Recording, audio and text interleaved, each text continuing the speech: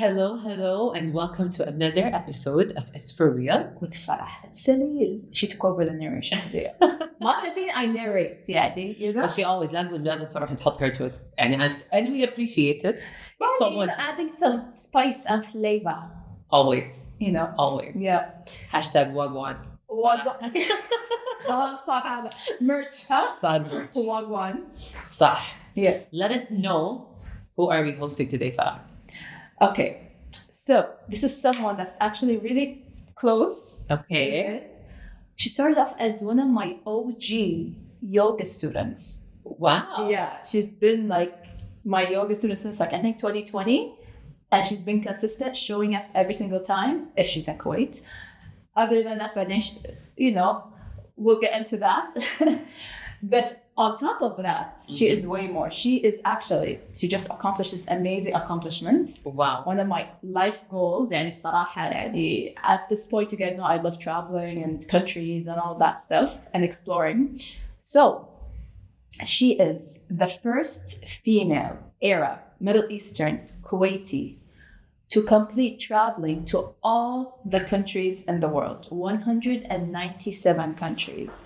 And not only is she a traveler in that way, she is an extreme traveler, as she would call it, because she goes to crazy places, like she goes to the crazy conflict areas, or like she lives in like hard conditions, and she's done it all. We're going to get deep into that. I'm super excited. And I remember I would see her, like, she would come to class and then disappear for a little bit. So I knew she would like to travel. Every time she would come back, she would I would ask her, where did you go? And she'll tell me this random place. I was like, oh my God, that's so cool. But I never realized she was like checking off all the countries on the list, until like my last class, she came out. She's like, when's your next trip? She's like, la khalas.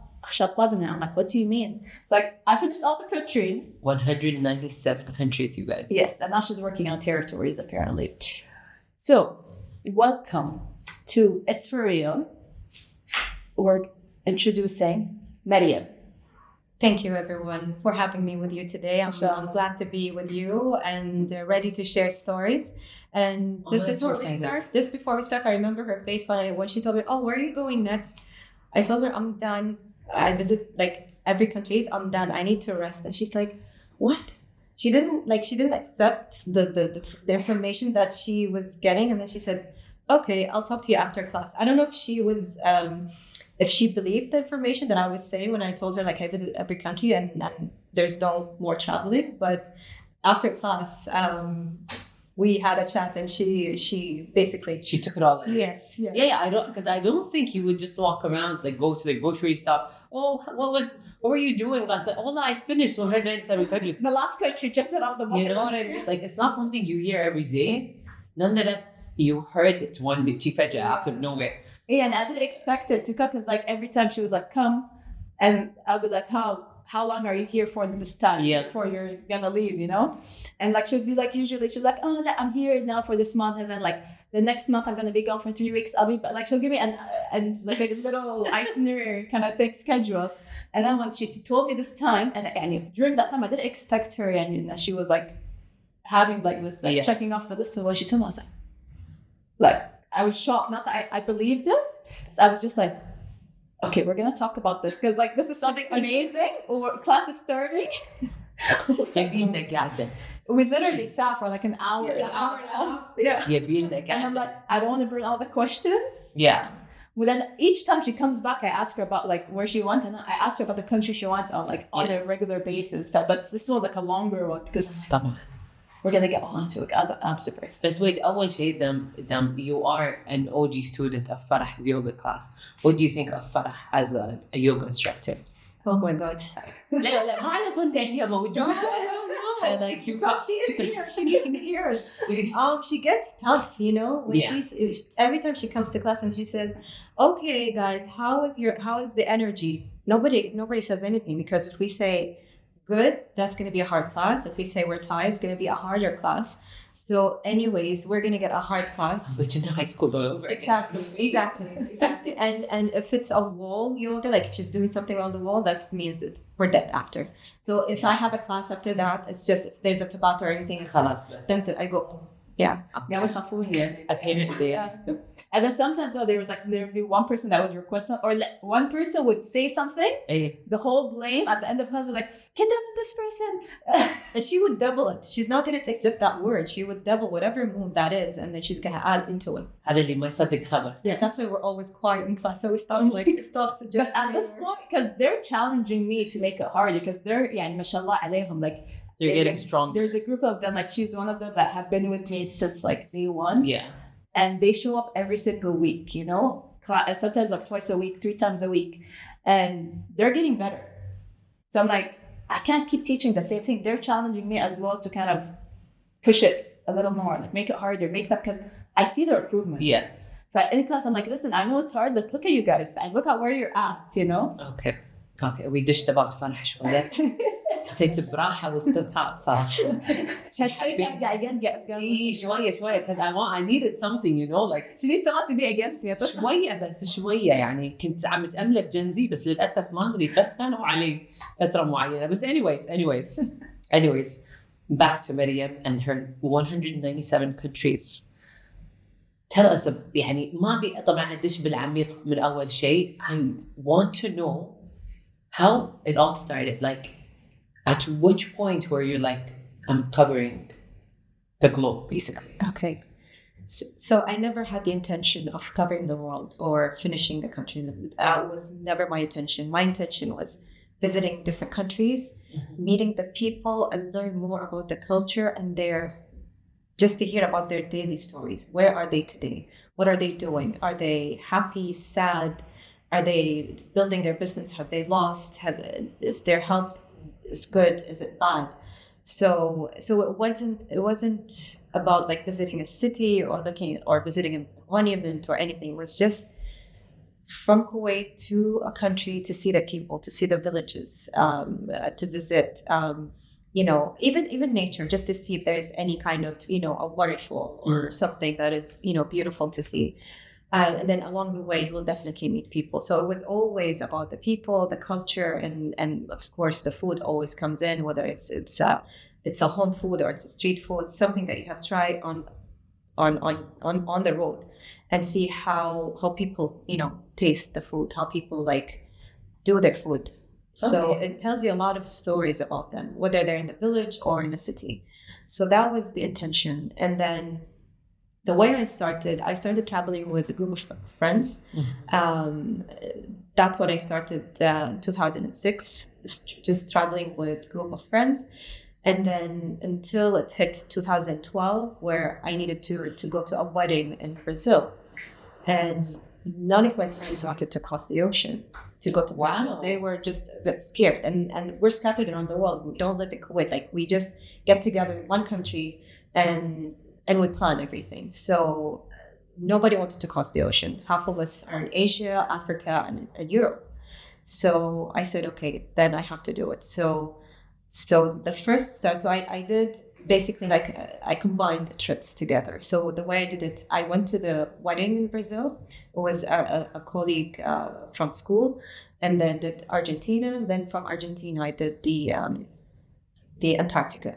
So it was just a trip. So it was a bit heavy of a trip because it was a longer trip by myself, but it was one of the amazing trips that I have ever done. It was a wedding of a dear friend, and then basically traveling to a country that's new to me.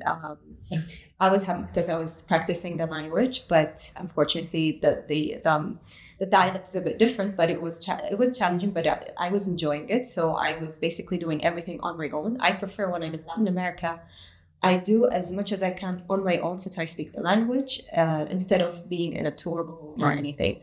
So I learned a lot by just walking around, and that taught me how to basically walk in a in a foreign country, how to deal with people that you don't know, their background, their mindsets, their behaviors. So Argentina was basically a place for me to start. And then when I went to Antarctica, I met amazing people, during the cruise that we took, all the way to the peninsula of Antarctica.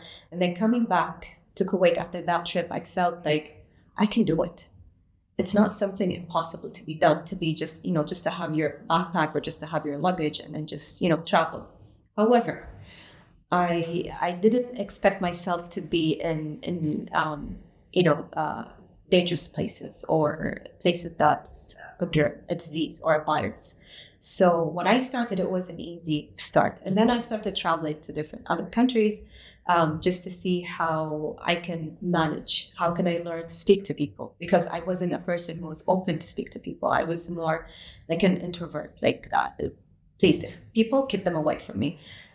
So just going around the world, just a few countries, I started to learn how I can basically crack people.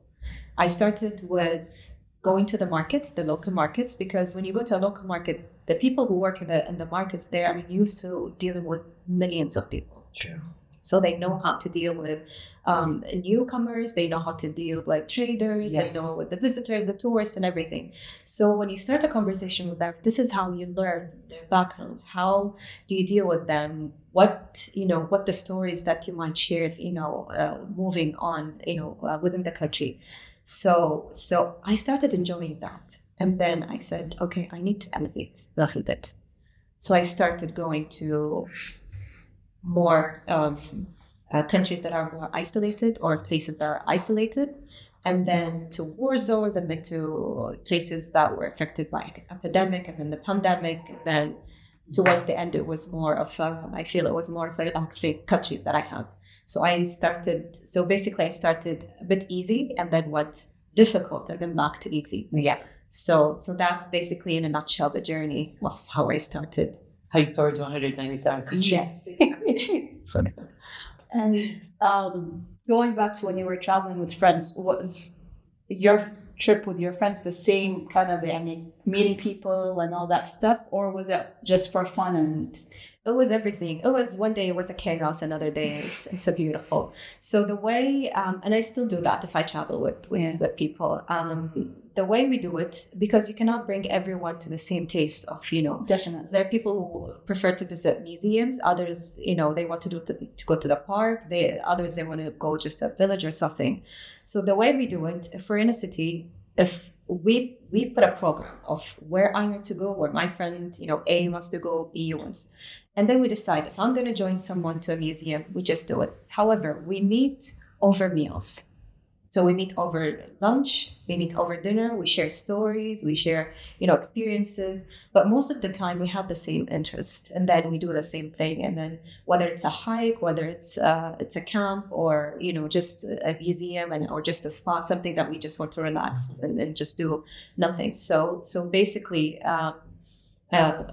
you travel with people who are easy to basically move around the country and easy to deal with, and they have the same mindset. So you don't want people that you don't get along with, along the way, and then halfway there will be some kind of challenges and fights and mishaps. Yeah, true. So, I was lucky with that group of friends, but until it happened, across the ocean, it was a bit scary for that. So I had to cross it by myself. And do you remember the first country you ever traveled with your group of friends, or since you started traveling in 2006? What was the first? It was country? Morocco. Okay. Yeah, it was one of the fun places that I have been to. I used to hear stories about Morocco because my roommate was Moroccan when I was a student in the state, and she used to tell me so many stories and so many things about Morocco, but reality was more beautiful than her stories. Her stories were beautiful, but Morocco was beyond the stories that she was telling me. And the colorful buildings, it's like every town has its own color. It's green or blue or red. So, and the people were kind, and the food is amazing there. So it's and we did the desert thing, and then we did hikes over there. So it's a collective a place with so many things in one.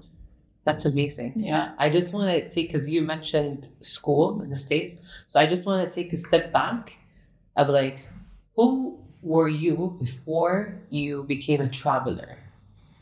The opposite. The opposite what I am. What's the background? What's the major? What's the, you know what I mean? where were you before you becoming a traveler or taking the actual decision of becoming a traveler? Yeah. Before that, if you asked me to do a podcast, I wouldn't be sitting here. I'm too shy. I'm too scared to speak to more than 3 people at the same time, like 3 strangers, I would say, at the same time or more. So I basically the opposite. I wasn't a person who would open up, to people, to speak to people publicly and joke and laugh and, I'd keep things to myself, to me and my friends. That's it. I don't care about anyone else, me, my family, and my friends. But, with traveling, there's a lot of things, because I have a saying in Arabic, it's السفر نحكي الشخصية. This is my saying. I keep saying it to myself every time I travel, and everyone who is planning to travel, I always tell them, remember, السفر نحكي الشخصية. So you never know what the traveling would take from you or add to you. So it's basically would shape you, along the way, and then you will find there are certain behaviors that have changed, or you might see that the way you think, the way you act or react would be a bit different. So it basically when it shapes you, it makes it easy for you to accommodate to any environment that you go to, whether here, even in Kuwait, or outside of Kuwait. So now if I meet someone from any country, I always know how to joke with them, and I know how to basically break the ice very quickly with them just by telling them something about their country, and then that's it. You open the door, and then you start talking to them. So that's one of the benefits of traveling. It's like when you meet someone who's a stranger, you can make them feel more comfortable, and then you basically break every I would say every challenge or barrier that you might have in between. So I do this with everyone, whether in Kuwait or outside of Kuwait, and I love enjoying it because it makes people smile when you tell them about their countries and things that you have done or ate or tried, even if it's something they find it funny, about their country that you basically learned, about. It makes them happy. So just it's nice to spread the smile and happiness on strangers. She has like a magic trick. You have a magic trick just to know how to approach different people from different backgrounds. Exactly. Yeah. And she can unlock. Yeah, especially that she's unlocked all those countries. Yes, exactly. Yes. Like level 1, level 2. So she unlocked all. Now she knows how to unlock the people from those countries. بالضبط. لأن I've realized a lot of people, especially foreigners and from these small countries, they really like it, or they really appreciate it when they find someone that knows about their country, or that's visited there, or that had their food. So when مثل ما قالت, she unlocks, she talks about it. Yes, it makes their day. أكيد. Yeah. أكيد $1,000,000. يعني I've seen this. مثلا where I work, we have a lot of Indians where I work, and it's Indian. India as a country is not a stranger to Kuwait. But apparently to that certain population, they don't necessarily get involved with Kuwaitis much.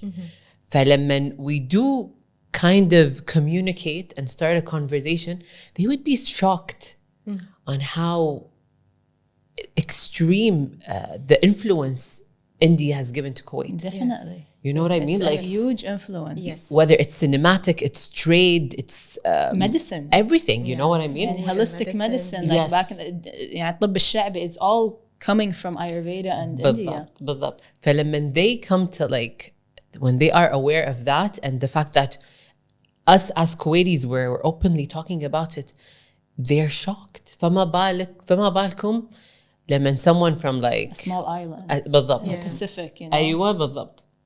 Talking about work, let's not forget to mention that Mariam traveled all these countries while working a full-time job. Yeah. Let's talk about that, and how was that how was that balance between travel and full-time work? The balance was hard. I'm not gonna lie. I think everyone is facing that challenge, planning a trip versus the holiday, the public holidays that we have, plus the vacation days that you get at work. So it's always a challenge. In my case, at least, I used to get 25 days per year plus 11 days of public holidays.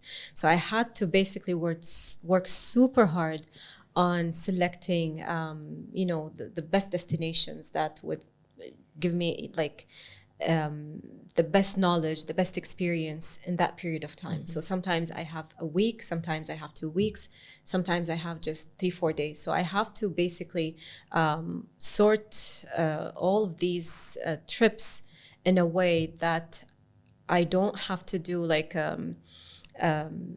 a country that is nearby and then I do something that is far. So sometimes if I'm doing something that is a bit, basically, if I'm crossing the ocean, let's say, if I'm crossing the ocean, then it has to be a 2-week minimum of a trip.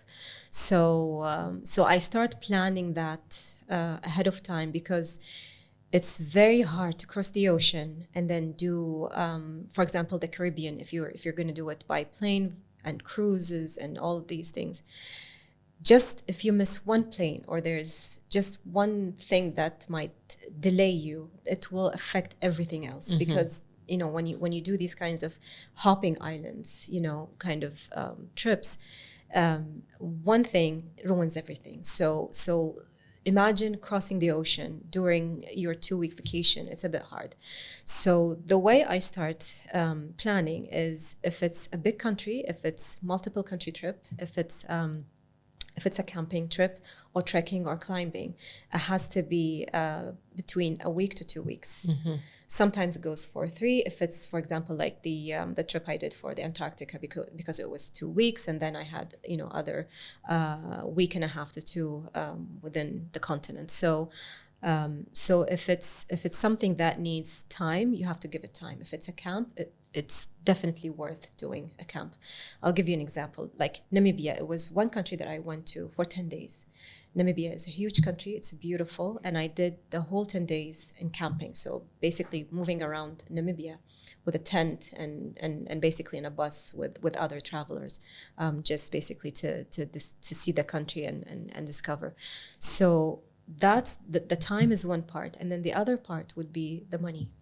Because you work, you definitely have other things that you need to pay for, like you have your expenses here, your car, if you're renting a flat, or if you have business that you need to basically worry about. So there are the things that you spend your money on here, and then there are the things that you need to basically spend on trips.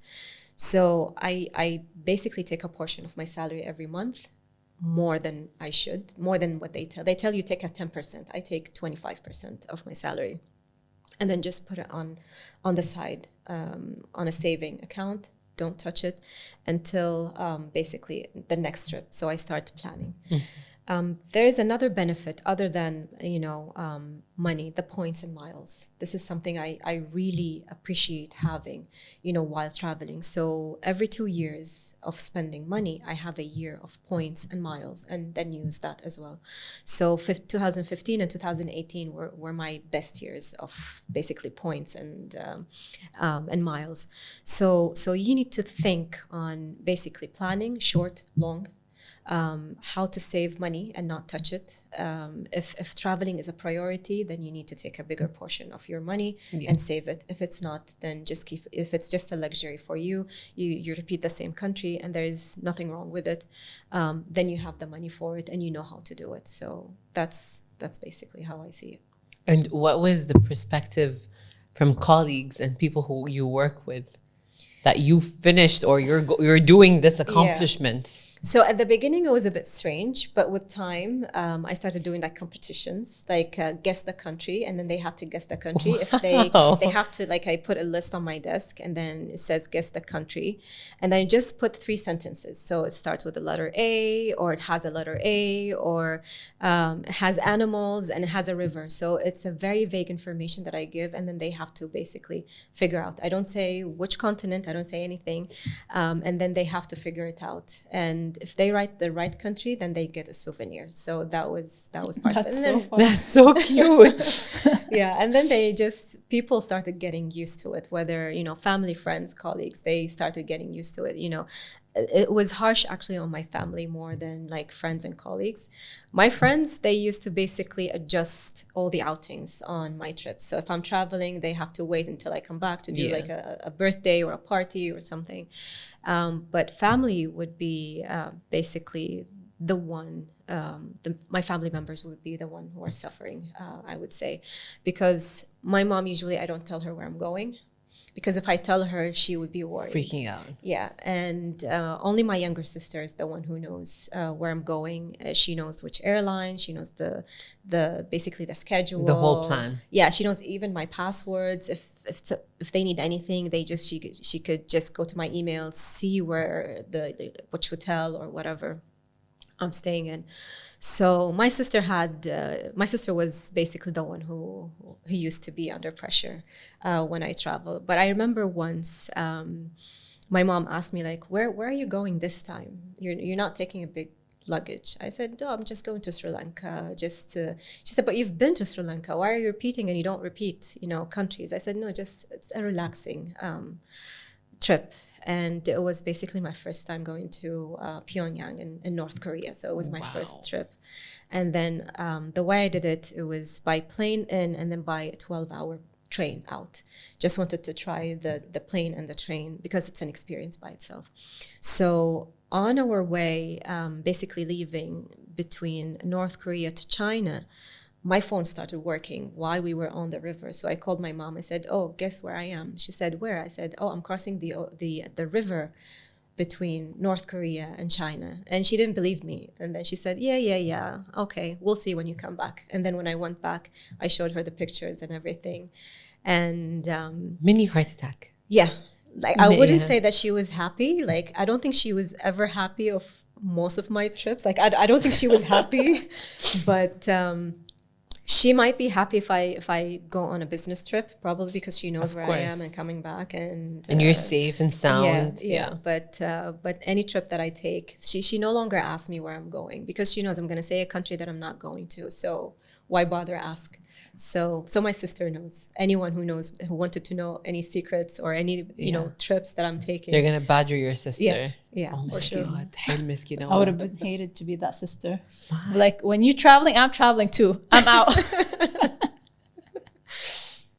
But how is she taking it now that she knows that you traveled all those It's countries? a huge relief for her, It's like finally no longer, like I'm no longer the person who would be basically, worried about you or, because she gets worried, from the day I'm out until the day I come back, because they never know what happens, especially when I go to a place that is isolated, where there is no phone, there's no way of communicating. So sometimes, like one of my last trips I did was in Turkmenistan, for example.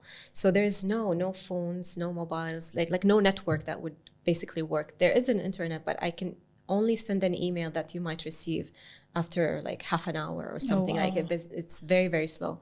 So I basically send emails like, hi, I'm here, I'm fine, I'm in the hotel, it's this, it's that. It's just that communication is a bit hard. So she's always worried because they don't know where I am. They don't know what's happening to me. They don't know if I need help, if I'm lost or anything. So so those are I would say the bad thing. But I would say the highest pressure was on her was when I did the volcano bungee jump, because I didn't tell anyone that I was doing that, even my sister. And before I was basically before getting into the van to go to the location to start, while I was in the hotel, I sent her a voice message just telling her, listen, I'm doing this, and then after 4 hours, if you don't hear from me, then I'm dead. So you have 4 hours. Yeah, so I had to be honest, but I didn't want to call her. Because it's not something, and so I sent her that, and I told her, listen, so the timeline is 4 hours. If you don't hear back from me after 4 hours, then I'm done. I'm dead. I'm not returning. So So I sent that. I went and I did my jump, and then when I came back, I had videos that I shared with her and everything. So I didn't know exactly what happened to her at that night until I came back, and then actually her friends attacked me because she was having like a sleepover with her friends, and they're like enjoying their time, and then she got the message. Exactly. And her friends, until this day, they always look at me as like, you have no idea what you did to our friend. You know, she was worried, she was, you know, anxious, and she couldn't sleep. That was crazy. It was late night actually back home in Kuwait, and it was just like day when I was in Chile. So I think that was, and I felt guilty. I'm not gonna say I felt guilty for putting her under that kind of stress and pressure, because if something happens, she's gonna be the one under pressure, because she's the one who has the information and everything, and you know how the process after that. So yeah. Can we talk about the bungee jumping though? That's 1 second. crazy. That caught my attention, is it? Where was it at, and how was it? And is it a normal thing that they do there? And is it an active volcano, or what is it exactly? And it's an active volcano that we had to monitor for 2 years to make sure, you know, when is the perfect time to do the jump. So Okay. it took us 2 years basically of planning, because it's an active one and it would erupt at any time. So after the monitoring, we had to be ready. They told me, like, if we tell you book your ticket, you have just 2 weeks to do it. Other than that, if you miss that deadline, that's it. We have to wait for another time. And the thing is, they didn't know that getting a visa to Chile is not easy. They, you know, all of them are basically Americans, which is easy for them to pass, you know, the borders to Chile. But for me, I have to basically to go to another country to get the visa and then basically travel. So when they did it, things were a lot easier at that time, and I had enough time to do the visa and everything. And then it was just a 5-day trip. Imagine, like, you're flying for 5 days to Chile, basically, like so many flights just to get to Chile. And then when we get there, you know, they have to prepare you.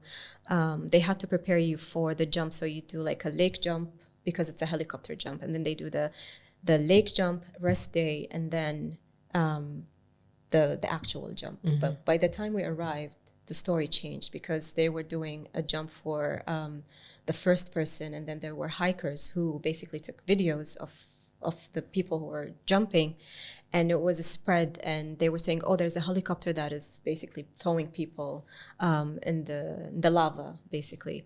And then we had to stop. So we had to think if we should continue or not. So it was a weekend, and they said, listen, if we wait until Monday, then we have to see what the government may say if we should. I mean, we had all the papers, everything is right. We had the permissions and everything, because you cannot cross that volcano without permission. So we had our permissions and everything. It's just sorry, the videos that went viral at that day just made the jumps a bit difficult.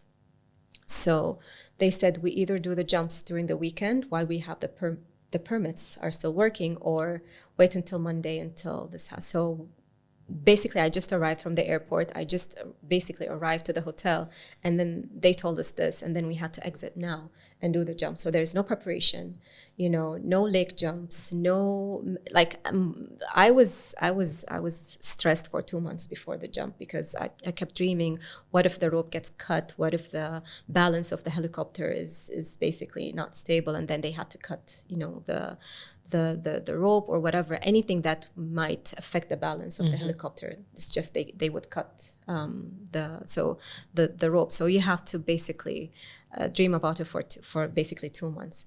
So we said, okay, let's just do it without any preparation. And it was my very first bungee jump in my life. Like, I've never done a bungee jump, I've never done a swing, I've never done what is it called? Zip lining. The zip lining, yeah. So that was my first experience, and I've never been on a helicopter before. So you're bringing me, and then you're putting me in that. The pressure was like hitting 1,000 or 1,000,000. So we had to do it, and it was an experience that I don't think no matter how much I say about it or explain the feeling, it's a bit hard to fully give the picture, because it was, how do I say, it was scary. It was I would say there were multiple emotions that at a certain point, on my way to the volcano, on the helicopter, I had two things in my ears, like the angels of the devil and the angel that you have, they tell, don't do it, just go back and live your normal life. And then this one tells you, no, do it, and then enjoy it and go and tell the story. So you have to listen to which one, you have to decide. And we always listen to this one instead of this one, we always go for, yes, why not, let me do it, because if I go back, that means I failed. So I did it, and then my jump, because it was basically the lava was basically bubbling. Sorry, the magma was basically changing the levels. It was getting high, and it was getting the splashes and all the smoke. It was coming up. My jump was the hardest because they were too scared that the smoke would basically hit the plane, the helicopter. So we were fast about it. Even if you see at the video that I have for the volcano, when I came up, the smoke came with me, the ashes. So we had to rush down, and I got some of the ash, and I kept coughing for like 5 months, and doctors didn't know how to help me basically. So when they do the test, there's nothing wrong with me, but I keep coughing as if I'm a smoker, like a heavy smoker. Mm-hmm.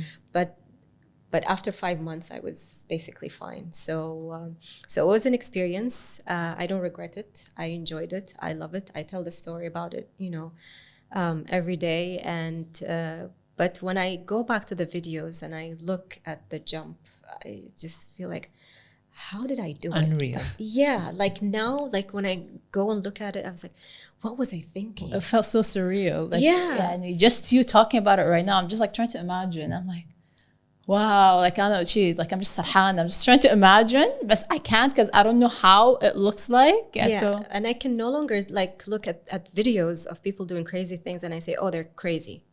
I can no longer say that because No, I you was can't. one of those. And You cannot. yeah, so Definitely. we all have a little crazy in us, though. We do.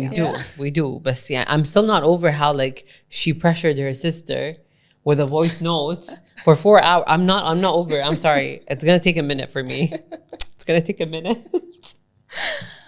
Talking about crazy stuff and crazy stories, along the way, what have been like, other than the volcano, some crazy stories that you've gone through or experienced, or something that's like the most memorable? oh, there's a lot. Top 3, I would say.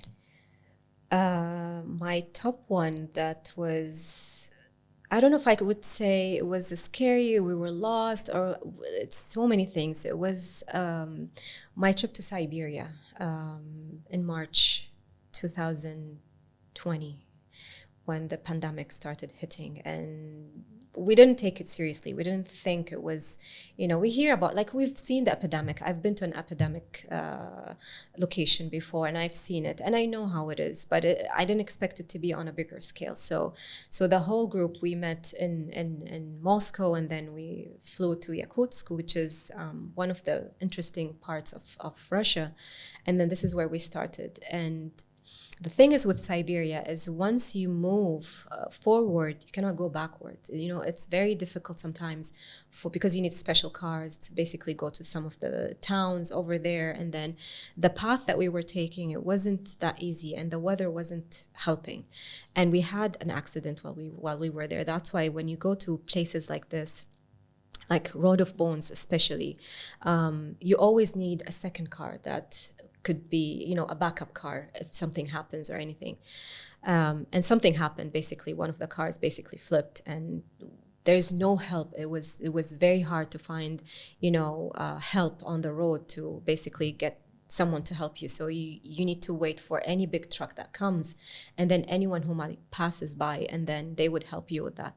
So all the way we went through every town that we go through, basically it's a clean town, and then we hear, once we exit and we hear that there is a virus, and then the more we move, the more viruses that are, we didn't know if we were actually spreading the virus or it was there already, but that was one of the toughest. And then while we were on the road, I was the only person with the mobile network that was functioning. And I was the only person who was able to see the news and what's happening and the videos and everything. And we were looking, like I had a New Yorker with me, and she was like, please tell me what's happening in New York. I was like, people are fighting over toilet paper. And then, a person in Germany. I remember that, yeah. Yeah, so we were in that phase when people were just panicking, it was a panic phase. It was the start of it. Yeah, it was a panic phase. And then she said, anything on Kuwait? I said, well, they closed the schools, and they're going to close the airport on the date that I'm arriving. And then we started panicking. But, and then until we arrived, I said, okay, our schedule is still fine. But if we get delayed, if we get an accident, then it's going to be trouble, because we will not be able, it's not easy to find a flight from like Magadan, which is the last destination, to Moscow, because most of them are full. Even when we have booked, it was full. So it would be very difficult. The other thing that was putting me under stress is that my visa ends like on the 17th. So I have to be out of Russia, before the 17th of March. And my plan was basically 15. So that was one of the biggest pressures, I would say, as one of the trips that I had. But the best accomplishment that I had during that trip is when we have reached Oymyakon, which is the coldest spot on Earth, which recorded -72 Celsius, and experiencing the houses there, the town itself. The town is basically is very small town, has 500 people living in it. And then the way they have their houses is basically, there's a room where you basically take off your shoes and boots and everything that you have, your coats. And then there is another room that warms you up before you go inside. So there's like water, but like they don't have pipes because it's very cold. So and then you have the warm room, so you have like water if you need to wash or anything, just to warm up your hands, and then you enter to the house or the guest house, and then it's warm, the food is good and everything. But there is no toilets inside, so you have to walk basically outside and then go to the toilets that's it's like basically exiting this building to the building next to you, and then have the toilet.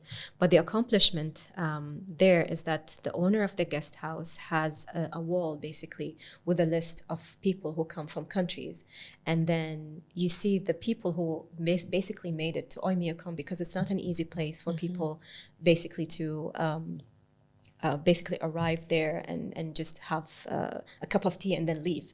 So it's very hard. It takes about a week of driving just to get to Oymyakon. So I was happy to basically write the name of Kuwait on the list, and she didn't believe me when I told her I'm from Kuwait. She said, well, I have to take a picture with everyone who comes from a country that is new to me with the passport. And then when she saw the passport, she said, yeah, I want to take a picture also with the passport. So that was, for me, is one of the nice accomplishments, like basically to be a representative of Kuwait basically in that area. So that's one of the things. There are other things that might come along the way. For example, in Cameroon, we wanted to take a shortcut to one of the places.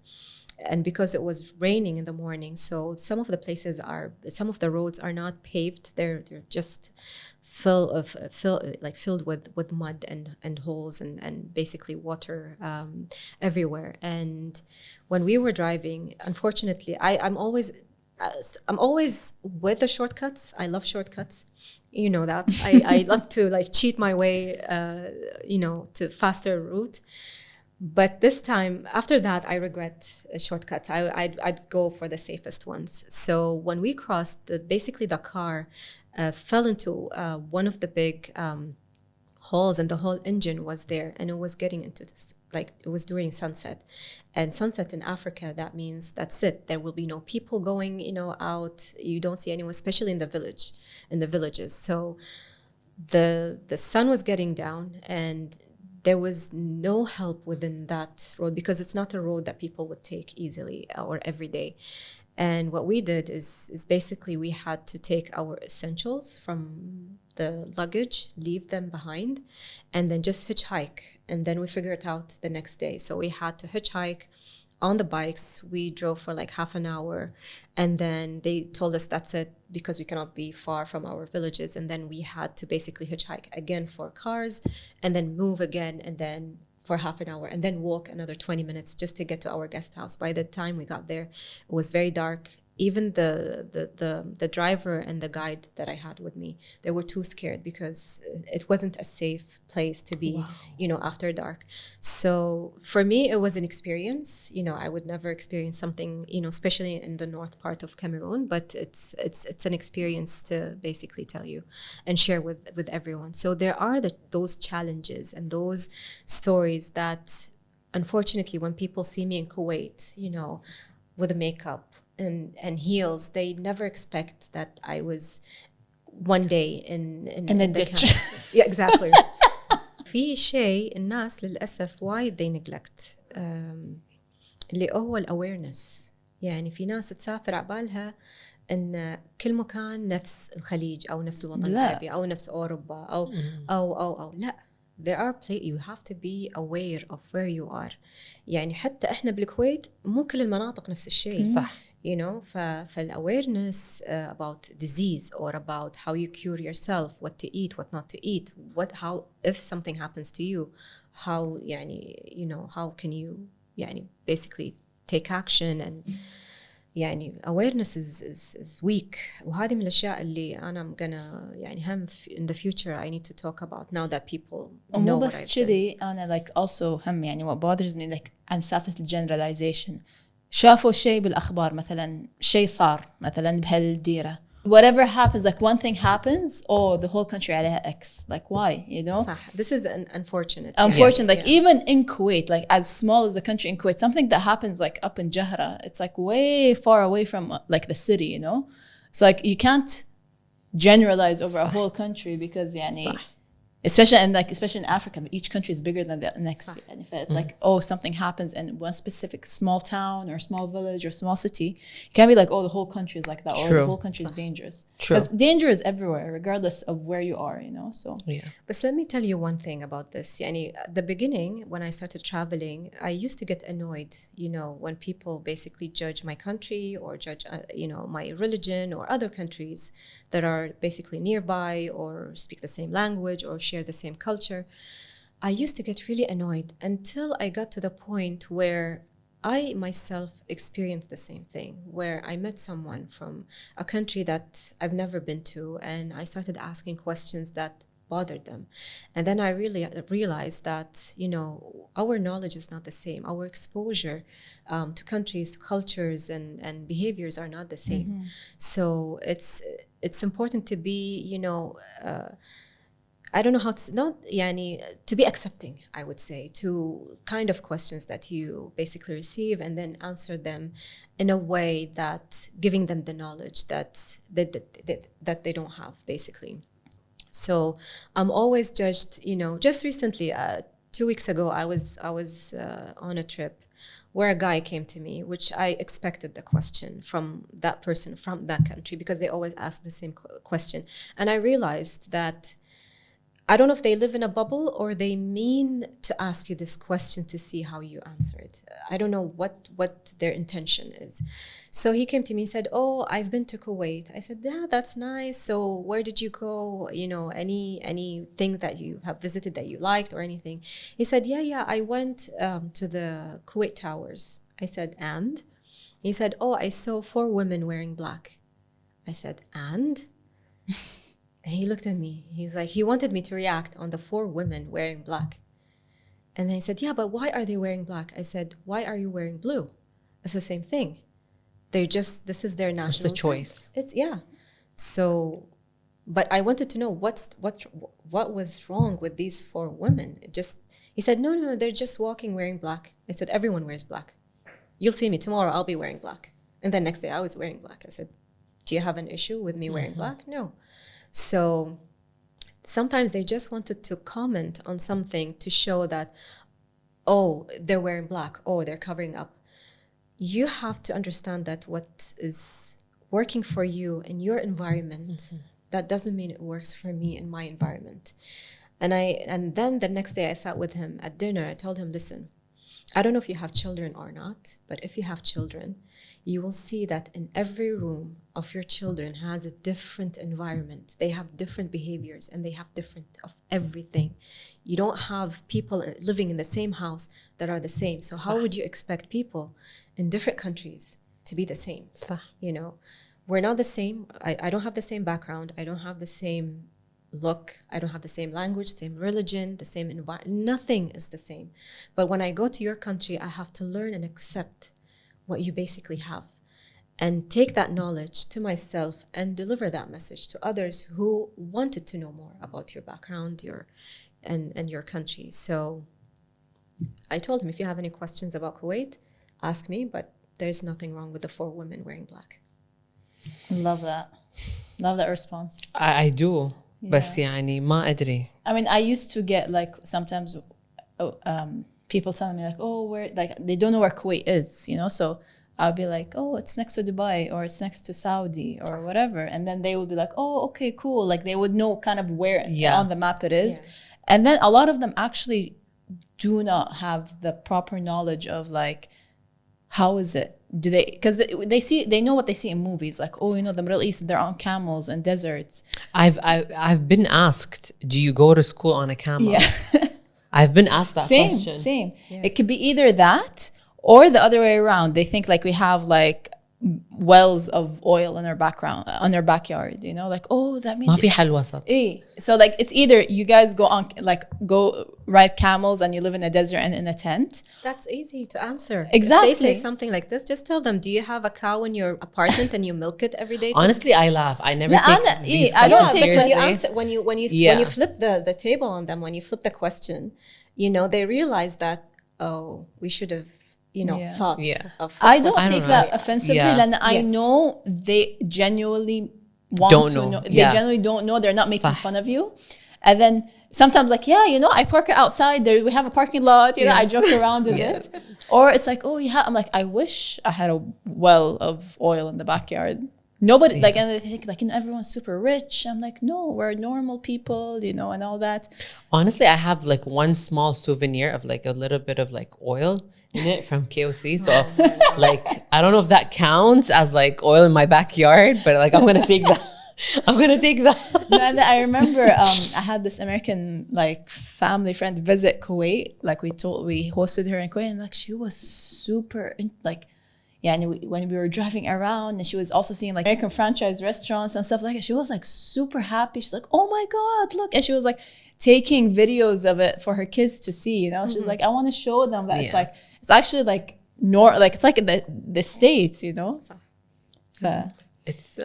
It's nice when people visit. I love how, that's one of the reasons why I love working in corporate. Because I get to meet a lot of diverse people, and even traveling within the corporation itself, it's me representing. I'm not a diplomatic person per se, but me doing that job makes me a diplomatic person, representing not only myself but my country. And that's why I love that. Yeah, I know. I usually enjoy, like, when they ask these questions, I'm very usually... It's funny, like, honestly. And I laugh because I know it's not to an offense. And it's not offensive. They're not... It's like they genuinely either don't know or they're interested in knowing. And sometimes, like, I meet actually people from the Arab world. I remember I am uni. And we would talk, and we would like sit down and just like start. I remember there was this one trip we had, like the university took us to Universal Studios for Horror Nights.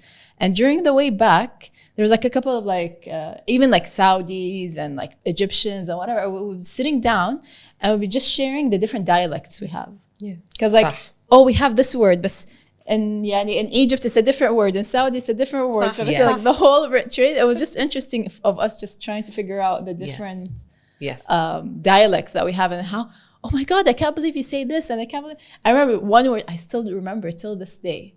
In Kuwait, when you want to send something, الطرشين, like, oh, بطرش message.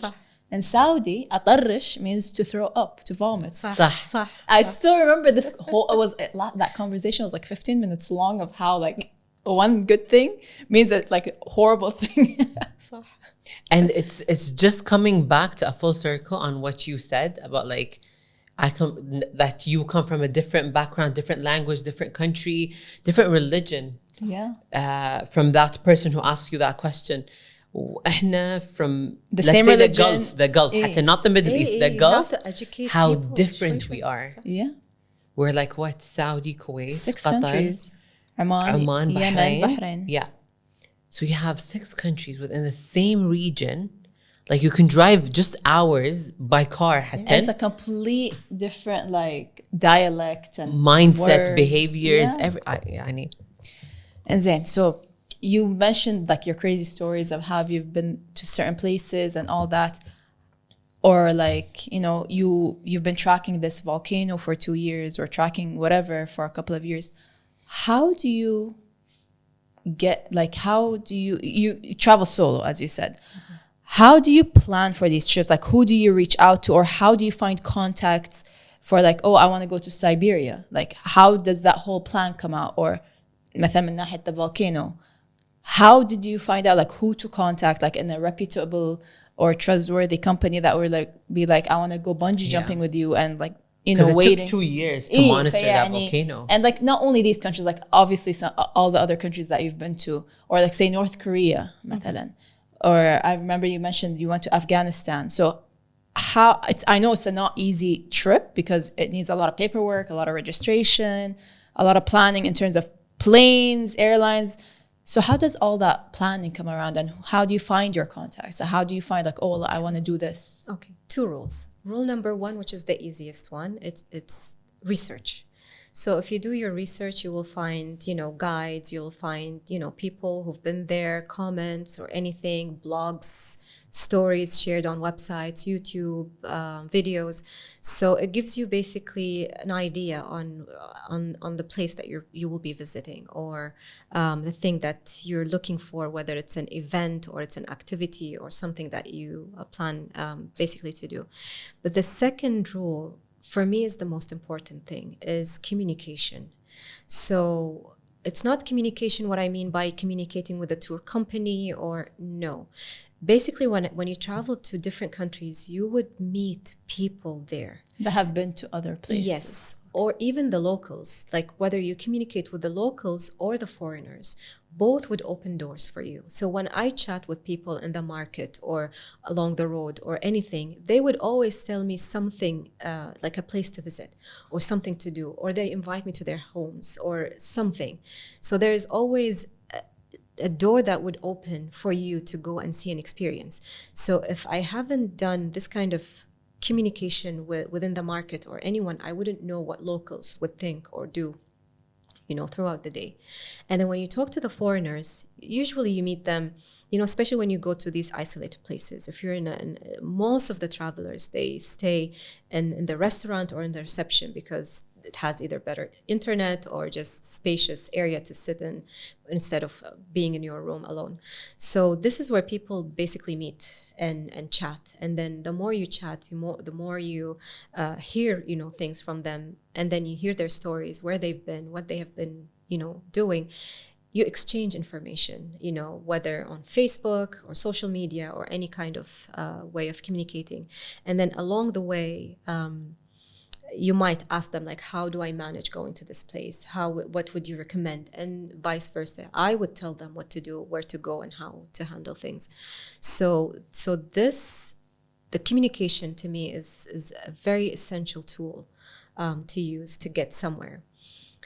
I'll tell you the story of how I got to, I don't know if I should say it in English, because he's going to hear the story. So for Siberia, before that, I was on a trip in 2019 to Niger to attend the Garwal festival, which is out of this world. It's one of the amazing places basically to visit, an amazing event to attend. So before that, when I arrived to the hotel, we were 30 people basically taking this trip, because it's not an easy trip to be scattered or anything. So they had to collect us on a certain period of time. So there is basically a schedule per day, when we meet, what time we leave, what time we stop, and everything. So the first day, on the arrival day, when I arrived, I had another person who was with me on the plane, and we were chatting, and then we realized that we will be on the same, basically, trip. So when we arrived, he said, so Mariam, what are you going to do when we get to the hotel? I said, oh, I'll just walk around. He said, that easy? I said, well, we don't know them. They don't know us. Let's walk around and see. He said, wow, you're not scared? I said, well, I'm always scared, but I don't know how the people are, what the situation is. So on our way out, we were invited by a traveler to join him on his boat. He's taking a boat along the Niger River, taking pictures of the villagers basically on the river. And I said, okay, let's go. We can always do the walk anytime when we return, so it's not a big deal. So we took it, and then there were other 5 people waiting, and then we took the boat. And then that guy, he looked at me, he said, so where are you from? I said, I'm from Kuwait. He said, no, originally, where are you from? I said, from Kuwait. All my ancestors are from the Arabian Peninsula. I didn't come from anywhere else. I am from Kuwait. He said, yeah, but I've never heard or met a Kuwaiti who would, visit, a country like Niger. Mostly people from your country would go to Europe, we always see them in Europe, and it's safe, and it's, I said, well, every country has an exception, and I'm a Kuwaiti, I'm here today. He said, okay, let's do a test. I said, okay. He's one of those people who wanted to test me. I said, okay, so I enjoy these challenges and these tests when travelers do it to me. Because as I said, they always judge me by the look, but they never know what I have as a background. And then he said, tell me, what was your last trip that you took? I said, well, I was in Somalia 2 weeks ago.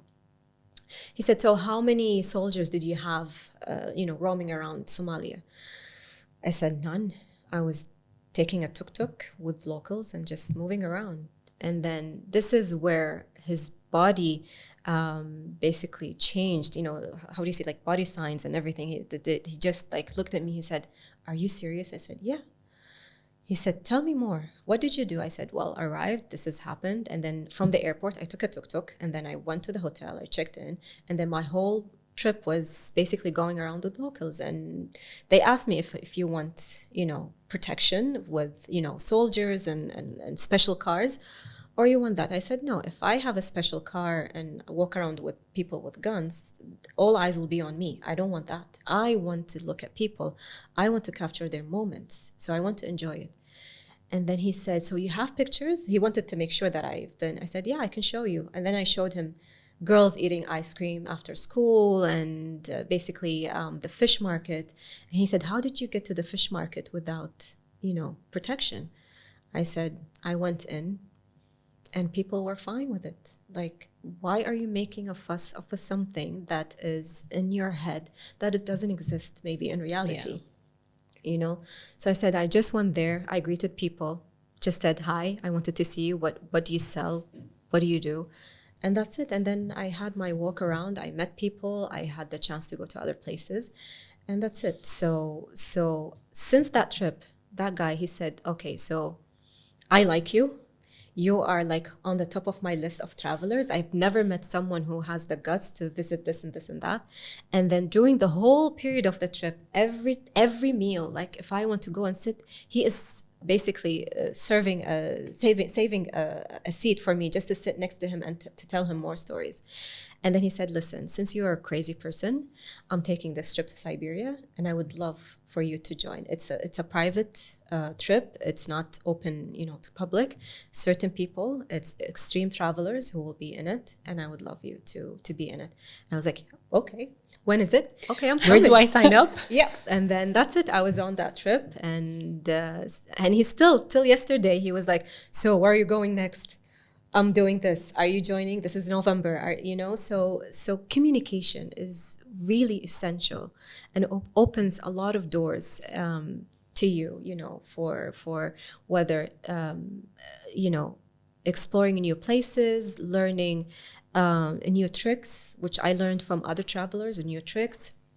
I have learned easy way of traveling, especially with those who come with difficult passports to travel with. So I met one lady from the Philippines. She was amazing. She's a traveler. And we share the challenges that we face with visas, passes, moving around as females, with difficult passports. And then when we shared, I realized that she has experiences in certain places that I have never been. And I had the same, experience, but elsewhere. And then we started sharing, and I told her, listen, this embassy in that country is a lot easier to provide you with a visa than this and that. And this is how it happens. It's communicating and getting knowledge and giving knowledge. I can definitely attest to that, because Maskina, I bother her every single time she comes back and asking her all these different questions with like, how did you get there? Oh, what was this? Oh, what was that? Like, I bother her all the time. And then let me not forget to give her big credit. She helped me a lot when it came to my Kilimanjaro trip, because it was my first time doing a camping, hiking a mountain, and she's had experience. And like, I would like every day, so how do I do this? And what do you think of that? And like, I was just like getting information from her. She taught me about hot hands. I did not know these things existed. She's like, yeah, Farah, get hot hands. This is what life. I'm like, these things exist? I have no idea. So this is part of the communication. If you haven't asked, questions, if you were shy and you kept it to yourself, God knows what would happen, to you back there. But so I didn't use them much except the last day. That's good. But it's not for every day. But and then like I started like, everyone was like, oh my God, thank you so much. Ajib, you got them. Can I borrow? I'm like, yeah, here. I was like, just handing them. You were the expert of the trip. Spreading knowledge. I went very well prepared because of her. Well, I am the type of person that likes to ask people, like, especially they've experienced that, or like they've been to crazy countries, like, oh, how's it? How's that? And she can agree to that. Yeah. And every time she comes back, like I remember last time you went to Vanuatu. And I'm like, how was it? And like every single time she comes out, I was like, where did you go this time? And what did you do? And how was it there? She knows that every time I come back, there's a new thing, a story to tell. A new story. And Maskina, I do like, again, like every time she's back the first day, I'm like, نطري after class. But I can stay all day just listening to her stories. And I don't blame the guy for like saving a seat next to you every single day, because like for sure the stories she has. We haven't even covered the iceberg of it. The tip of the iceberg. I don't think we can. To be honest. I guess we'll need like a whole series of just like Mariam's yes. Ooh, a series of Mariam's travels, and like have like one episode per week, or like episode per continent or subcontinent. Yeah, something like that. Okay. That would be or region, yani. That would be interesting. We'll think about that. Yeah. Consider that maybe. Highlighting different regions. I have to highlight this specific part because I know a lot of people in the industry that I work in specifically that are from this country, and you visiting war places. I know you visited basically a war zone between Azerbaijan and Armenia. Yeah, you're right. And this is a conflict that's been going on for years now. It's been all over social media for months, but the war itself and the conflict itself, it's been going on for years.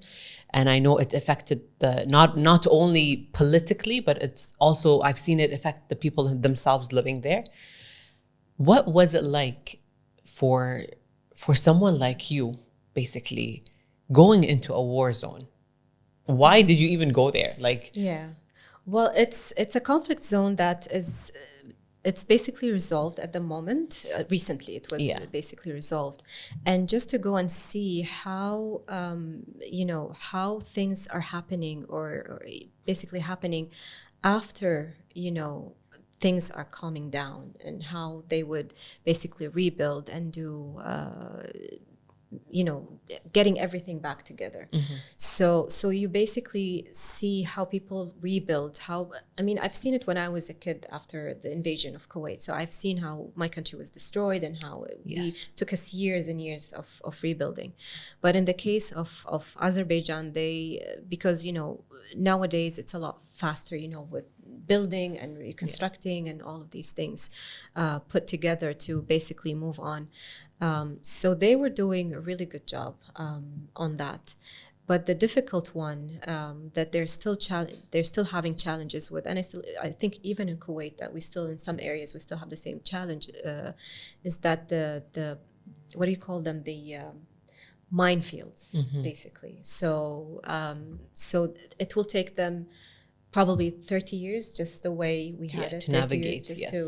So we went actually to a minefield where there's a military, basically, and specialized personnel that basically they're looking for scouts mines. for these things. And in Kuwait, people are still prohibited to go to certain areas just because of this conflict by itself. Exactly. So when we went there, we had instructions, basically, because once you get to that area, you cannot go beyond the lines that they have. And it's very, very a small place for us to basically roam around, but it's not big. And then while we were there, they have found one of the mines that they said, okay, we're going to explode one. Do you want to, witness that? Do you want to see how it happens? We said, of course, how many times you will witness, you'll see it in life.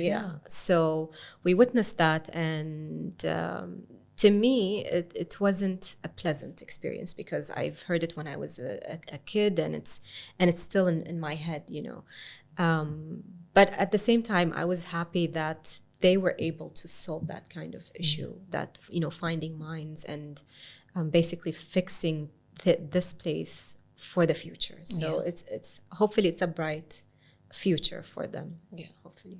When was that visit? It was after it being resolved, basically? My trip was just a couple of weeks ago, so it was end of July. 23rd. Okay, I love that. We spoke about the extreme, the craziness of some certain countries and getting to them and all that. Let's talk about the other side of traveling, where you've probably, I remember you telling me that you've had experience on yourself as well, dealing with certain diseases or mosquito bites or whatever, and also visiting epidemic countries. Can you tell us about that a bit and your experiences with that? See, before I talk about this, I just wanted to share information about awareness. Awareness is very important, about health, about food, medication that you can take with you. So I'm not saying just, be prepared, that you're going to get a disease or anything. No, I'm just saying you're going to a place that might be isolated. There may not be hospitals or clinics or anyone who could provide you with help. At least you have your own first aid kit, with you, and any kind of medication that could help you with the food that you might eat, or any kind of injury that you might basically have along the way. So be aware of where you're going and what kind of medication and first aid kit that you need. Sometimes, not sometimes, I would say always, if you are in a foreign country in the middle of nowhere, and then something that bites you or something that comes up that you don't know, that's something that is foreign to you, always ask the locals what is the cure, how they cure it, because they know their own diseases and they know how to cure it. So I'll give you just a quick story. Also in Niger, we were camping, and then I woke up the next day. I had something in my face and in my hand, and it was growing. I don't know if it wasn't a mosquito bite. It was a bite that is strange to me. It was just like a water ball, and every half an hour it gets bigger and bigger, and it was just water, and I was looking at it. And I didn't panic because I had some, First aid kit with you. I had my stuff with me. So first thing I asked my driver, because we had like a big convoy when we were there. So I asked my driver, I said, do you know what is this? I just wanted to know if this is dangerous or not. And he said, no, it's just a beetle bite, some sort of a beetle that they have that came into my tent at night and basically bit me. And he said, just don't worry, don't burst Poke it, it, just don't poke it. What do you say? Poke it. Yeah, poke it, yeah. And just leave it. We will go to the town. Mm-hmm. We're going there just to get, food and everything. And I'll get some herbs and I'll do a mixture for you. And then we'll put it there. And then it's going to heal. Wow. I didn't believe him. I was wrong, And I said, okay, but let's see. And then he went and he came back and he did it in front of me. He put all these herbs together and he started doing it. And he said, okay, now let's start. And then he took all the water out and then he put it there. He said, keep it for half an hour. Don't touch it. But I was scared to put it on my face. I kept my face as this. I put, some kind of cream that I had and then left it there. And then I'm not going to lie, the next day, there was nothing. Literally, it was like this, like you can't see anything. As if you were lying, basically. Yes, but the one on my face marked. So there was a mark, but thank God I have a dry skin, so it faded. But always ask about the cure that they have. You never know what kind of medicine that they have, whether it's something natural, whether it's something that is basically manufactured by the country itself. Yeah. So, but awareness is very important. Other things that people might face would be, because I have a lot of injuries from trips, from hiking, climbing, trekking, anything, just walking sometimes, over, moving rocks, you might basically slip and slide, and then you never know what happens. So you always have to be careful of where you are, and be aware of how to basically help yourself and cure yourself after you have an injury or anything. There are some countries where you can easily research hospitals that might be near where you are. Other countries, actually, I had to approach embassies over there. Like if we don't have a Kuwait embassy, I would reach, Saudi embassy or any other GCC or Arab country embassy, just to make sure that if I need any help, if I need, any information on a hospital or anything, they can help, And when we did one of the trips, one time we had, cases where they needed to be hospitalized. And then one of the embassies that really helped us, it was the Saudi embassy, and they helped us, basically taking care of our group members, in the hospital. So the awareness is really wide, but with time, you will get the knowledge by experience. I'm not going to say I learned this overnight. No, I had to break a bone and have rashes and many stuff, just to learn what medicine I should take with me. And now I travel with like a big first aid kit, and if something has an issue, oh yeah, I have diarrhea, there you go, if you have a problem with your stomach, there you go. So but first we start doing the natural thing, drinking something warm, or and then we go to the medication. But if it's something severe, then you just go to the medication. So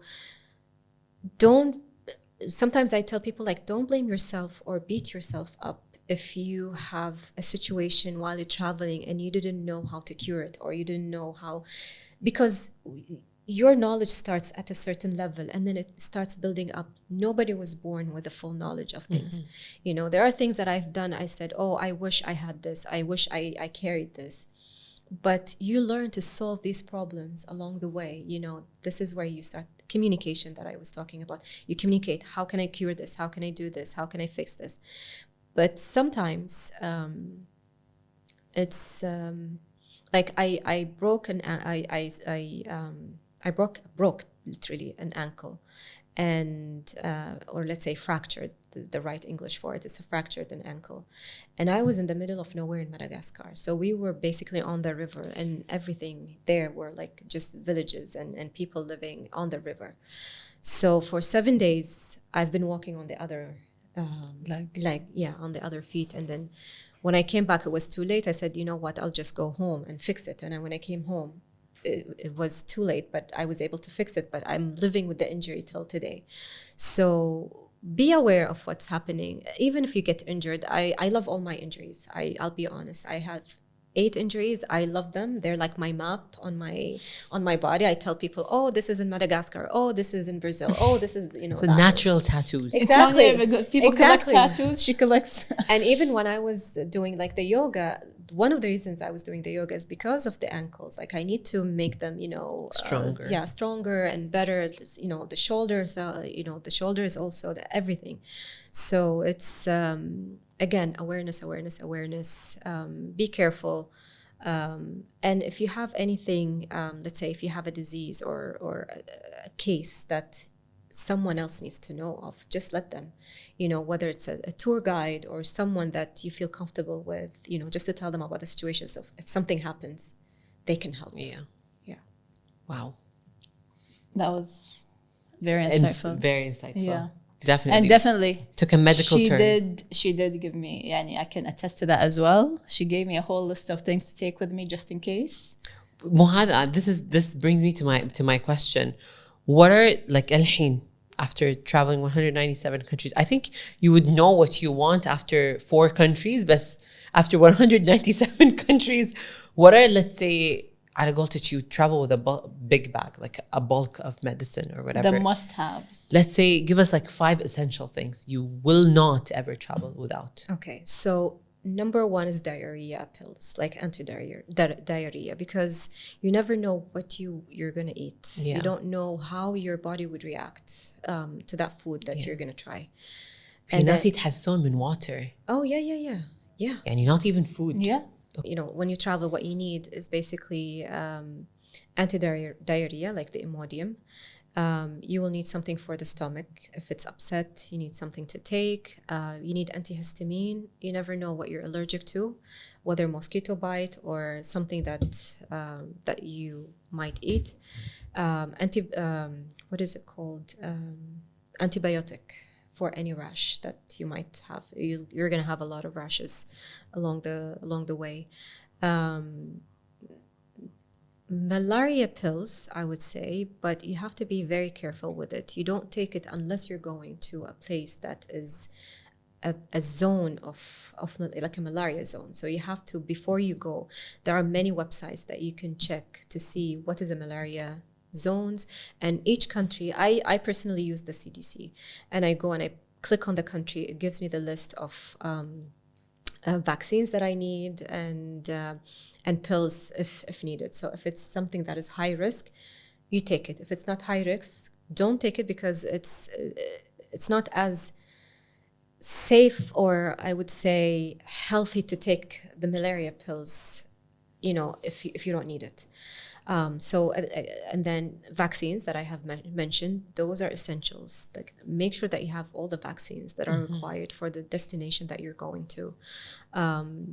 What else? And then just like the normal ones, like the Panadols and all of these kind of pills that helps you with pain or anything. Other than that, will be the luxuries, which are the mosquito sprays or the mosquito. There's like a mosquito, like a light that you can hang in your tent that might basically take them away. If you're out of this, you will learn, the jungle way of keeping the mosquitoes out, which is smoke. So basically, how you can put some smoke in your tent before you sleep, and then you can go and sleep. So these are the things that you need in your first aid kit. Wow. Mosquito spray is my number 1 actually for me. Anything and everything mosquitoes. Number 1 before anything else for me. Well, no matter what you do, I think our blood, because of the food, I don't know if it's, they say it's a blood type. Some they say because of the food. High potassium diet. Like if you have high, like I've heard the blood type and I've heard potassium. Like if people like. What's your blood type? A+. Oh my God. Mine is يمكن O صح. plus. But still, they love us. I don't know why. I think it's O's and A's. Because I even like think so. a couple of my friends that are O's, like they also get attacked. So I think it's A's. حتى A's. The people who are around me or who are mostly attacked by mosquitoes are A's. Wallah. Plus بعد حتى مو minus. Pluses. So it's probably the pluses. A plus. And even if we're like 30 people in the room, they will leave everyone and they will صح. come to me. and Same just- with me. Same with me. Like if we're It's sitting like probably at the like a group of 50 people, I'm the first one to be bit.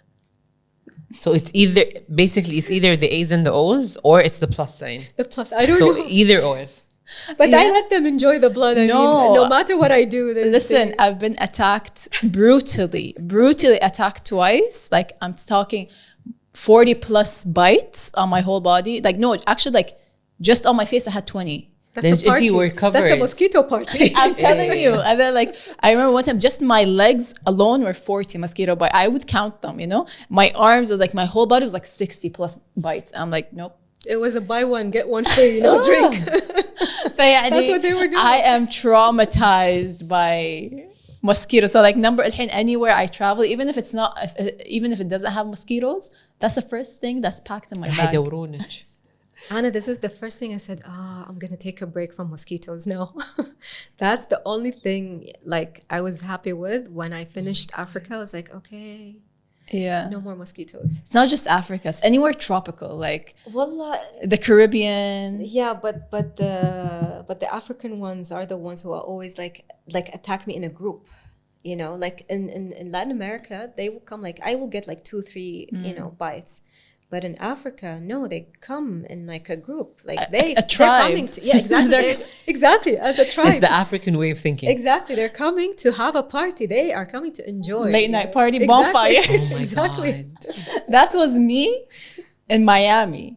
And I was running. Like I was out on a run. I've told the story before on the podcast. Out on a run. Like, and I just happened to be like, oh, it got a little too warm. Yeah, I was running every day. It was winter. يعني cool weather. ما في شيء. It was just like, I think the first week of April. I was running and I felt a bite on my leg. I go down to scratch and I hear like a buzzing sound. I look and it's like a swarm of them. And literally it just took 3 minutes of me running out and sprinting back to the car to get 60 plus mosquito bites. Yeah, there you go. And then Jordan, my legs swelled like this. I couldn't even And wear you my... have to know, you will never beat them. They know, they are experts. They know. In Jordan, I wasn't prepared. I didn't have the bug spray with me because I didn't expect it. Yeah, you know, it's a desert. ما في Now mosquitoes. بس لأن it was springtime in the Wadi Rum, so and the plants were coming out, so that was their season. Okay. And I got brutally. Yeah, be careful. Thank God, the only mosquito bites I've had when I was young, and I think that was it. I called the quits. I get them on a like triply basis at this. I don't even remember when was the last time I was bit. Like I don't want to jinx it, but يعني, I don't remember when was the last time I was bit. Even if it's I'm a B minus, so thank God. I don't know. even if it's a place that doesn't have mosquitoes, They'll there will find be you. one mosquito that would bite me. And I went to London. And London is not known for mosquitoes, but I got a bite somehow, somewhere. I had a bite. It's either the A's or the A's and the O's or the pluses. One or the other. I'm not a big sugar. Yeah, I don't eat much sugar, you know. So بس هو المثل الكويتي مو دم الشكر. You have sweet blood. You have sweet blood. It's something different for them. So why not try it out, you know? This took a vampire turn all of a sudden. She wants to be a vampire. Girl, I want to go to Romania just to see the شسمة. Hotel Transylvania. Just to see the Dracula castle. Yeah, But like, it's nice. صح؟ Yeah, it's very nice. شفتي؟ Lena, she's the other day. I was like, "What superpower do you want?" She's like, "I want to be a vampire." They live for long. They look flawless. They do. Good They have skin. flawless skin. Yeah, Jed. yeah. They have شفتي؟ But you can't be out in the sun. مضر, I'm a night owl anyways. I need my. صح، لما فرقوا، yeah. What was your first reaction, or how was your first emotion when you were like, "Oh wow, I just checked off all the countries on the." It hit me on my last flight. Like not as a last flight as coming home. No, as my last new flight to my last destination when I was flying from Brazil to Uruguay. And when I was on the plane, I was like, that's it. That's it. so I don't have anything to look for to like go home, and then because usually I start looking and searching while on my trip for the next destination, and now like there's nothing to search for, and I know that next will be territories, but still like there's always like something. And then so I was like, okay, this is my last flight. I had my boarding pass. I flipped it and I wrote a message for the pilot. I said, thank you for taking me for my last UN 193 and then under it 197 country. I just needed him to sign. So I gave it to the flight attendant and I told her, could you please just have the captain to sign it? She went and she came back. She said, oh, he's not going to sign it. He wants to see you. So when we landed,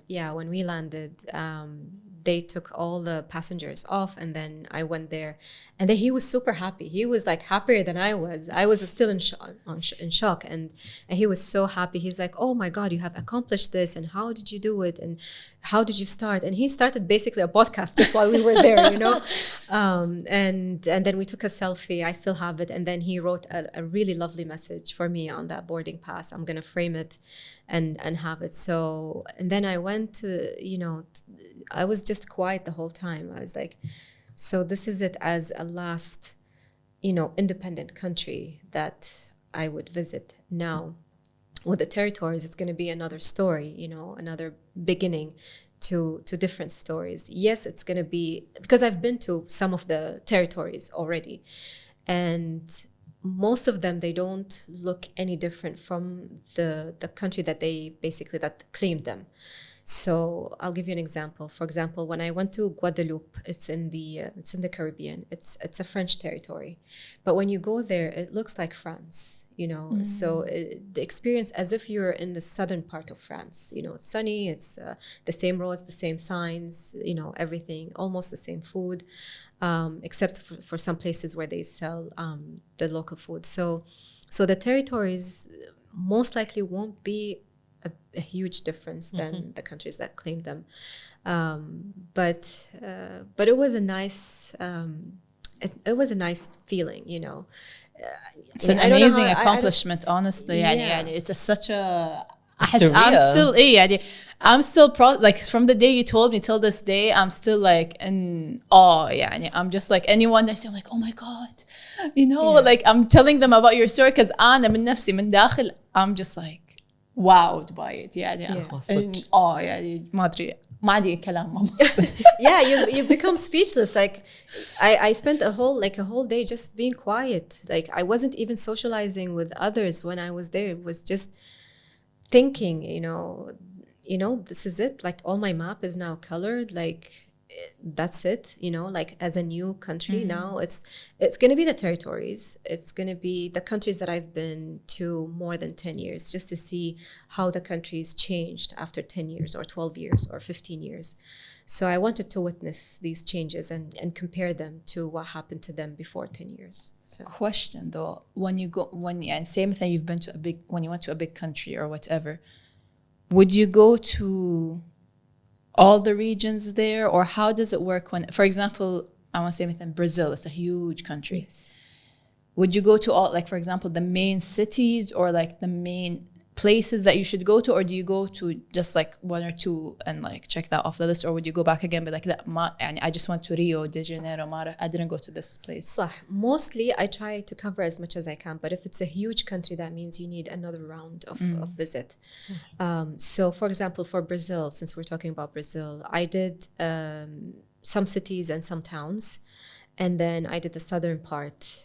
Now, if I go back again, I might do the Amazon part, because I wasn't able to do it at that time because time wasn't enough and I needed more time. So now I have the time and everything. So, but now if I'm going to do the all around the world all over again, it's not going to be the same spots. It's not going to be the same area. Definitely. It has to be different region, different place. I want to see other villages. I want to see other towns, more isolated places, because now I know how to deal with most of people in their countries. So hopefully I didn't forget, especially for those that, you know, been for longer than 10 years. But I will do my best to revisit other countries and regions. For the full journey, how long did it take you? Now, Since you started counting, you know what I mean? yeah, now I don't know. يعني, I think now it might be a lot easier because after COVID, there were so many countries that changed their visa policy. And there are countries where I had to wait for like two months to get approved for a visa. Now it became like an e-visa, easy, you know. And there were difficult ones where I had to wait or basically travel to another country or send my passport, you know, to another country. Sometimes I had to basically like travel. Like an example, I went to Ghana to apply for Burkina Faso, and then went to Burkina Faso to apply for Mali. So I had to do that just to be able to visit these countries. Now there are many countries that you can get e-visa easily or upon arrival. So those who are traveling now after COVID, they're super lucky that they don't have to face what I have faced basically in the past years. Yeah. So Where would you say your next destination on your list? I don't know. Not yet. I need to rest for 3 months. I'm like, I need to rest. Every time I say this line, a trip comes up. So I said, okay, I'm done. After Uruguay, I said 3 months, I don't want to be on a plane. And then boom, Azerbaijan, you know, invitation comes to me. It was an invitation. Otherwise, I wouldn't, you know, take that trip. And then I said, okay, so after Azerbaijan, I'm going to rest. And I know that there is a trip that's going to come up. And then, so I was just telling about the person who was, you know, telling me, oh, November, we're doing this trip. Are you coming? Are you? So people start, you know, inviting you, and they ask you to join their, you know, groups, especially if you have met them somewhere or you met them, you know, in a group or just in a hotel in an isolated place. So they would always invite you. And there are times where actually I jumped into other people's trips or vice versa. You know, and then we just take a trip with strangers and then we enjoy the time and become friends. Wow. That's then that means 3 months she's gonna be in my class. Basically. بس لا, starting off how high, يعني how she highlighted that you were an introvert and now look at where you are. Just jumping into trips and With random people and strangers. That's what, as she said, السفر نحت للشخصية. Like it kind of like it sculpted who you are basically right now. Yes. But I guess we can sit all day just listening to. ما راح نخلص. I mean, have you ever thought of writing a book or something, memoirs? I already, I have things that I have written, but everything is scattered, so I have to put everything together. I'll be the first. Sure. Like to buy that book. I need your signature on it. Sure. بس لا يعني we can sit all day, like أحس صح. like we're not even يعني ما قاعدة ما تنمل, you know. لا, like لا, ما دشينا we still didn't even like أحس we're just on the tip of the iceberg. Like there's more we want to ask. There's definitely going to probably be like a part 2, 3, 4, 5 mind. Part 197. لأن like the stories are super interesting. Yes. And we try to keep it light today عشان and for the people just to get to know who you are. Like a small taste of the travels of and the chronicles of Mariam. Yeah, the chronicles of the Kuwaiti nomad. Yes. So to end it, we wanted to do like a quick kind of Q&A, best, worst, whatever kind of thing. Hopefully it's not too hard. I bet like this might be the hardest part of the whole. It's the interview part of the question of the podcast. Yeah. So طبعا, like you don't have to say like a specific country, just like a whole region or whatever it is. Okay. What would you say is your most underrated country? Underrated. I had it in mind. Underrated. That you wished people would visit more. أسئلة المقابلة. Oh my God, that's hard. I had one in mind. It was underrated. Madri, I told you these questions are hard for me. I know. توقعنا. لأن there are a lot. يعني I would say يمكن أفغانستان. Really? It's underrated. Even with the situation that's going on right now? The situation is on top, but when you go to people, people are super kind, they're nice. In terms of people, we know it. Like, I've heard and I've met people from Afghanistan that are like super nice. And it's gorgeous, la? Yeah. But like, is it easy to get to? And now I think I see many people are traveling there. They opened it up for tourists. But I would say Afghanistan is one of those countries. Wow. Yeah. I wouldn't have expected it. I would have expected like her to say like some Pacific island, like in the middle of nowhere, or like What would you say is like the most expensive country? Switzerland and Uruguay. There is one more. Uruguay? Uruguay, I was surprised. And Iceland. Iceland, I've heard. Yeah. Iceland and Switzerland, yeah, yes. but Switzerland. Uruguay, that's Uruguay was expensive. that's like on the same level as Switzerland. Yeah, it was Wow. expensive. Wow, هذا Food صدق was هذه expensive. جديدة. Yeah, that's Yeah. something. Yeah. صدق هذه جديدة. Because what I heard when I said this, they said there many people here came from Switzerland. So probably they came with, I don't know if it's the same mindset or anything, but it was it was expensive, but it was beautiful. It was worth every fizz that I spent there. Nice, I like that. Where would you say like was the best? Not the best, like yeah, not one country. You can name a couple. I know because this is very hard, or like a region. Where would you say like the best food you've tasted or experienced? The best food, I'll start with the regions. So for me, I start with the Mediterranean countries, European, Asian, and African countries, everything in the Mediterranean, and then moving to the GCC, Sham countries, Iran, Iraq, and then all the way to Japan. So when I go to these countries, I'm not worried about food. It's always, you always start in the Mediterranean. The Mediterranean, Mediterranean is amazing always food, the yeah. best. But the only place that there are a couple of places that I ate without feeling guilt was Iran and Iraq. Oh, yeah. I didn't care about the weight gain. I didn't care. I just went. I can imagine the food is so delicious. I know a lot of people who go to Iraq and they are afraid to eat or even drink water, honestly. I mean, I could like I took a picture of a menu of the restaurant, and then the more we move, every restaurant I go to, I select from that menu so I can basically eat every Try single everything. dish Yeah. that they have, and it was amazing. And then the more you go to like isolated places, not like the big cities or anything, the food gets even better and better. And More because home the cooked. Yes, It's it's more authentic. home cooked. It's Yeah. more fresh. They don't have like a lot of those frozen food, and it's a lot of local food, you know, and what the people eat. It's not like something like a restaurant that is made for foreigners. No, it's made for the locals. So Iraq Small and batches. Iraq and Iran. Top Where would you food, say yeah. was like the most strangest food or the most exotic fruit? Food, sorry, not fruit. Africa, parts of Africa, and parts of Asia, like Mongolia, I would say. Yeah.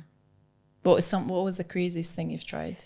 It's not food, it's more like an ice cream that they had in Mongolia. Like, I don't know, do you know what yogurt is? Like Yeah. it's the yogurt, Dried the Yogurt dried based, yogurt. yeah. They have it as an ice cream. So imagine this as a liquid with strawberry, and then that's your ice cream. That was the strangest for me that I have ever tried. Interesting. Yeah. It's like their own take on frozen yogurt. Yeah. Yeah, but it tastes, I don't know. Put a yogurt. Yogurt is weird. Yeah, and put strawberry with it. It's like it looks or melt it with the strawberry milk or something, and try it. See how it. لأن يogurt See her has a it's like a peculiar. Yeah, It's like yes. it's like a sour, like it's like a milk gone bad kind of flavor. It's and dried up, you know. It's أنا مو هذا هو قاعد أتخيل طعم اليogurt وهو it's a very peculiar taste. Very يعني sour. But it's something. It's a common taste. It's a common taste in Mongolia. Yeah. So it's they're used to it. But if you're not used to it, it becomes strange. صح. It's like coffee. Yeah. What would you say was like the best place for like the craziest animals or like strangest animals? I liked, well, strange or different. I would say Madagascar. They have their own, animals and fauna and everything, and it's just different. But if you want like the big five or like the animals that we're used to, I would say Namibia. I loved the Yeah, I would. Namibia and Botswana would be the best. Today, Channa, I was on Instagram. There was a video that came up to me. The oldest desert in the world is in Namibia, and it meets with the ocean. Yes, and it's beautiful in real life. I even like pictures are I went not and enough. saved it on the map. I'm like, this is on my list. Yeah. I just need to, this is what you're giving me from energy, honestly, that the African continent affected you and influenced you in a lot of ways, because as I'm hearing your journey, your stories are mostly attached to that region or to that continent, let's say. I feel because it's the less like the least explored or the least talked about. So she's going there like يعني, no expectations. Not just not expectations. Africa and Latin America, they don't have the walls between them and strangers. They always wanted to meet the strangers. Like any foreigner that comes, it's like a happy day to them to see someone who is different, where they're coming from. They always run after you. They always want to see how you eat, what do you have, you know. I took a picture of in South Sudan when we went to the Mundaris. And I was taking pictures, and then, you know, because like in the morning, basically, the kids, they go literally and they have their breakfast by drinking the milk directly from the cow. And I was taking pictures, and then they started like moving around, you know, doing some chores. And then he came to me, he said, and the guide was translating, he said, what is this your job, just clicking? Like, okay, we're doing everything, but this is like actually your job, just clicking the camera? He thought it was a job, you know. So it's nice to see how people look at you, what they think, you know, of you. So That's beautiful. Yeah, it's very nice. Have you ever thought of journalism as a job? No. Okay. Even when I travel and people ask me, I said, I don't think I can express, maybe I can talk, I can express myself with talking, telling stories, but for some reason, the same story, I cannot put it on a paper. Okay. Yeah. This is a huge challenge. I don't know why the words don't translate into letters on paper. Oh, well, it's hard. It's very hard. It's very hard It's very translating what you see into writing. Because how can you translate emotions? Yeah. The writers know. That's why they're writers and experts in that. Yeah. Yeah. Okay. And then what country would you like want to revisit again? North Korea always. Really? Yes. Wow. Always and always, yeah. How come? It's just different. It's different. It's not the usual country that you basically would go to. It's people are different. It's just, you know, you keep just looking at how things are happening. People are walking or driving or eating. It's you know, and it's a pure country of Koreans. Like, you don't see, you know, foreigners or anyone. So it's very interesting to see this. And then I love the way they do their celebrations. I love how they do the way they take care of their food. Like, they don't do fusion. They do pure Korean food. So when you experience it, it's original. It's authentic. It's authentic. It's original. And then the way they dress up, so it's a bit different. Other places that I would visit definitely will be, again, Africa and Latin America, because Latin America is the happiest continent, you know, for me, and Africa is basically the welcoming and the smiling continent. They always welcome you. They always smile when they see you. They definitely, you know, yeah. they just love strangers. What country has would you say people have the biggest misconception, or like the biggest and they have the biggest misconception about like Kuwait and لا a country that people generally, like, maybe they generalize something about it, or like there's a big misconception but it's actually not that way. For example, مثلا, I don't know, just like, oh, like this random country, like people's misconception about it is like they think it's always dangerous and you shouldn't go there, whatever. So like, but then it's actually the opposite. Yes. Usually I get this from Europe and Africa mostly, I would say. Like, but not any like parts of Africa. It could be the middle of Africa and then going all the way to the southern part. Those are the ones who are a bit isolated and difficult for them to get more news. Europe, the same thing. Even though the technology is there, but they still they need to know more and learn more. And then the last region will be the Pacific. Like the Pacific, they have like everything the other way around, you know, about our region or my country or anything else. But again, we have to be, you know, we have to give the best of ourselves and the best knowledge and become like the good ambassadors of our countries and give knowledge to people and help them understand. Amazing. I guess. Okay. Yeah, that wraps Unfortunately. up. Unfortunately, we have to wrap it up. I guess we can stay like here for days on end, just listening to her amazing stories and the way she portrays and talks about And it. our questions are never We're gonna yeah, end. like if we don't stop ourselves right now, like we'll probably be sitting here for another 4 hours. بالضبط. So we'll definitely have her back again for sure. You're welcome anytime, by the way. Thank you. Thank you so much for coming. It was such a pleasure having you, listening to your stories. I know we haven't even covered a quarter, nonetheless, half of it. But like, honestly, thank you for giving us this pleasure and talking to you and taking snippets of everything and everything. For sure. As we would call, like, thank you for giving us all the tea. Thank you for having me, and thank you for your time. It's such a pleasure. It is such a pleasure. Such a pleasure. Well, and we will put her Instagram account. Follow her there to see her adventures, see her amazing photography. She takes a bunch of amazing photos of like actual villages and people, and the stories always say 1,000 words. So definitely follow her. We're gonna put it somewhere here on the screen. And with that being said, this wraps up our episode. Don't forget to follow us on all platforms. Bringing out episodes every Wednesday. You know, follow, like, subscribe, Instagram, TikTok, Spotify, YouTube, the whole shebang. And with that being said, as always, keep it for real. Big love. Peace. Okay.